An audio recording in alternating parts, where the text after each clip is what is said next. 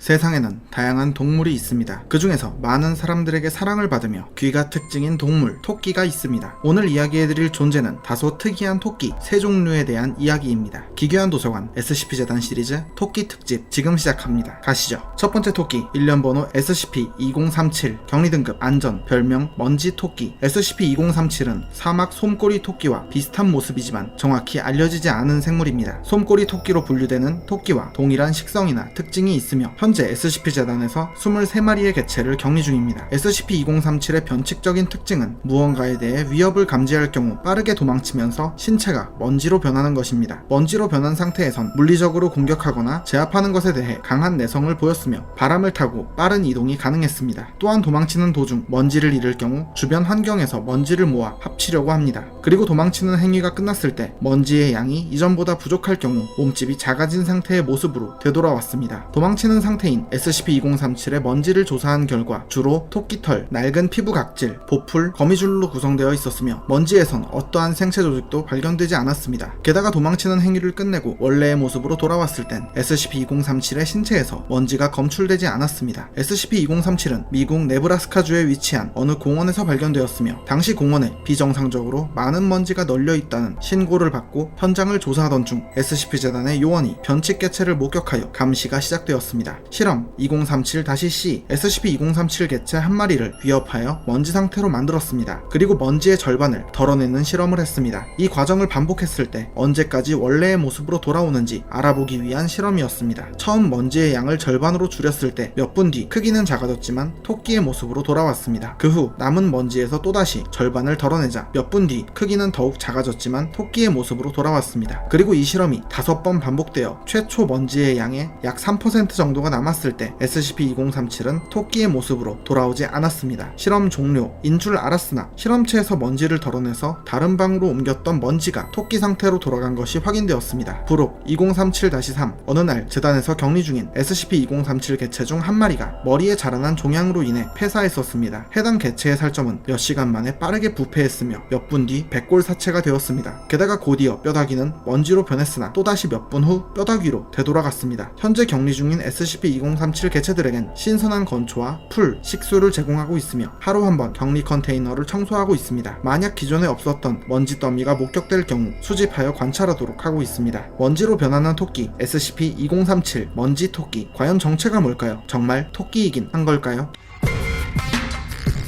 두 번째 토끼, 일련 번호 SCP-2036 격리등급 유클리드, 별명 불토끼. SCP-2036은 SCP-2036-1과 2036-2로 분류됩니다. SCP-2036-1은 암컷 굴토끼 한 마리이며 꼬리가 까만색인 것이 특징입니다. 그리고 SCP-2036-2는 2036-1이 낳은 새끼들을 말합니다. SCP-2036-2 개체들은 어미인 2036-1과 닮았으나 꼬리, 흑색증은 유전되지 않았습니다. 모든 SCP-2036 개체들은 일부 면역 유전자를 제외하면 일반적인 굴토끼와 구분이 어렵지만 스스로 심장마비를 일으킬 수 있다는 특징이 있습니다. 왜 스스로 심장마비를 일으키는지 그 원인과 이유는 불명입니다. 게다가 심장마비로 사망한 개체는 연소하기 시작하여 섭씨 600도를 넘는 열을 발생시킵니다. 이 과정에서 SCP-2036의 신체는 불에 타버리고 순도 99%의 무연탄 가루 더미가 남습니다. 이 석탄 가루의 무게는 SCP-2036-1은 체중의 50%였으며 SCP-2036-2는 체중의 10%라는 차이가 있었습니다. 그리고 가루 더미가 된 SCP-2036-1 개체는 1일에서 5일 뒤 또다시 불길이 일어나는데 이때 불의 온도는 섭씨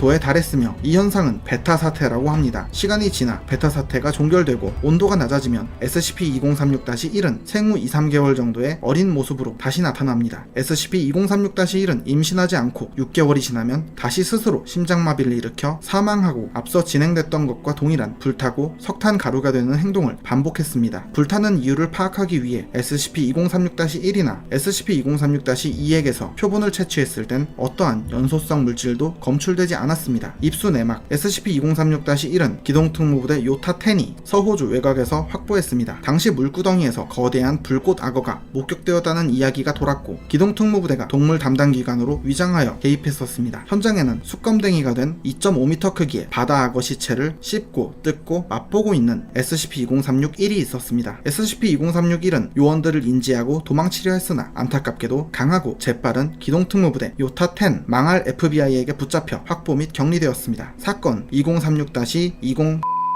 A. 어느 날 지자체로 이웃집 뒷마당에 토끼 무리가 불에 탄 채 죽어있다는 민원이 접수되었습니다. 요원들이 현장에 가보니 그 장소는 아무도 살지 않는 집이었으며 집 안에는 버려진 실험실이 있었습니다. 그리고 그곳엔 보존 처리된 가죽에 루리티자어로 쓰여진 문서가 흑요석 칼로 벽에 꽂혀 있었습니다. 문서 내용은 이랬습니다. 우리가 처음 여기 왔을 때 너희는 우리 민족을 고통받게 하고 우리 어머니의 면전에서 우리를 치우려 했겠다. 우리 형제들 중 대부분은 너희를 용서하려고 하지. 조화롭게 살면서 말로써 평화로운 결과를 얻겠다고. 우린 안 그래. 너희들이 우리 땅에 들여온 이 해수가 오히려 너희들의 골치가 되었을 때 우리는 웃었지만 우리의 분노는 그 정도로는 부족했다. 그래서 우리는 이것을 아이러니한 복수의 무기로 만들려고 노력했지만 실패했다. 그리하여 우리는 거래를 했다. 아이토스는 우리에게 필요한 지식을 기꺼이 내주었고 우리는 그 대가로 그들은 이것을 기어다니는 것들에게 사용했지만 우리도 잘 써먹을 수 있었다. 너희는 어미만을 들여 새끼를 쳤지만 그것의 새끼들은 이미 우리의 땅 밖으로 퍼졌다. 이것을 우리의 안갚음의 첫 번째 분납인 줄 알라. 위 문서에서 아이토스는 그리스어이며 영어로는 이글, 한국말로는 수리를 뜻했습니다. 또한 이 존재에 대한 조사를 했으나 흔적을 찾지 못한 상태입니다. 특수격리 절차 SCP-2036-2 개체들은 고열에 면역이 없기에 한 마리가 죽으며 발생시키는 고열에 연쇄작용할 수 있기에 한 장소에 3마리 이상 격리하지 않고 있습니다.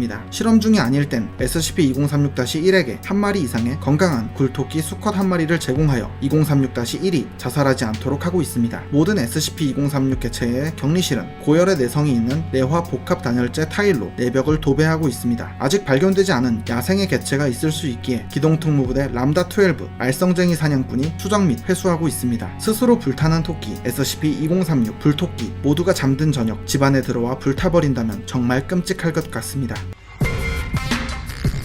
세 번째 토끼, 일련번호 SCP-1818, 격리등급 유클리드, 별명 비행하는 토끼 SCP-1818은 세계 표준시 13시 31분에서 36분 사이에 출항하여 스코틀랜드 글래스고와 독일 란겐하겐 사이를 오가는 모든 공영 항공편에서 일어나는 현상을 말합니다. 그러나 항공사가 계획하거나 추진한 항공편이 아니라면 아무런 현상도 일어나지 않습니다. 이 현상은 해당 항공사의 비행기가 이륙한 지 약 10분 내지 20분 사이에 기내에서 발생했습니다. 현상 1단계 SCP-1818-A로 분류되는 흑색증을 가진 암컷 굴토끼의 사체가 기내 수화물 칸에서 발견됩니다. 사체는 질식사로 보이며 최근에 죽었거나 잘 보존된 상태로 보였습니다. 현상 2단계 SCP-1818-B로 분류되는 승객 한 명이 울부짖으면서 괴로워합니다. 그리고 다른 승객들은 몰리 또는 몰리 부인이란 말을 반복적으로 말하게 됩니다. 약 5분에서 10분간 1818-B는 다른 승객의 제지에도 아랑곳하지 않고 울부짖습니다. 현상 3단계 죽었던 SCP-1818-A의 사체가 재생하며 살아났고 SCP-1818-B는 계속해서 울부짖었습니다. 그리고 비행이 끝났을 때 SCP-1818-B는 기이한 행동을 멈추고 자신이 왜 그랬는지 설명하지 못했습니다. 보통 이렇게 3단계의 현상이 일어나는 편이지만 종종 차이가 있는 경우도 있었습니다. 어느 날은 토끼 사체가 발견되지 않았음에도 승객 중 한 명이 SCP-1818-B와 같은 행동을 했었으며 기내에 설치된 모니터에 죽은 토끼의 영상이 나왔었습니다. 또 어느 날은 SCP-1818-A의 신체 일부만 발견되거나 흑색종의 암컷 토끼가 아닌 백색증을 가진 수컷 토끼가 나타나고 SCP-1818-B가 그 토끼를 죽이려는 모습을 보이기도 했습니다. 그리고 가장 충격적인 사건은 아직도 원인을 알 수 없으며 SCP-1818의 현상이 나타난 비행기가 추락한 채로 발견됐고 추락 현장엔 검은 암컷 토끼 153마리의 사체가 있었으며 비행기에 타고 있던 승객의 시신이 단 한 구도 발견되지 않았던 것입니다. 그런데 이 사건에서 발견된 것이 하나 있었습니다. 그것은 누군가가 볼펜으로 팜플렛에 끄적인 메시지였습니다. 어떻게 된 일인지는 더 이상 기억이 안 나. 특수격리 절차 현재까지 확인된 SCP-1818의 현상을 유발하는 것을 막기 위해 해당 항공사와 지속적인 연락과 감시를 하고 있으며 13시 31분에서 36분 사이에는 무슨 일이 있어도 비행기를 출항시키지 않으며 승객의 탑승을 통제하고 있습니다. 또한 SCP-1818 현상으로 나타난 SCP-1818-A 개체는 재단에서 격리하고 있으며 SCP-1818-B 인원에겐 B등급 기억소거제를 투여하고 있습니다. 특정 항공사에서 운영하는 특정 시간대에 출항한 비행기에서 나타나는 기묘한 현상 SCP-1818 비행하는 토끼 갑자기 비행기 타는 게 무섭게 느껴지네요. 오늘 이야기는 여기까지입니다. 다음에도 더욱 기괴하고 재밌는 이야기로 찾아오겠습니다. 시청해주셔서 감사합니다.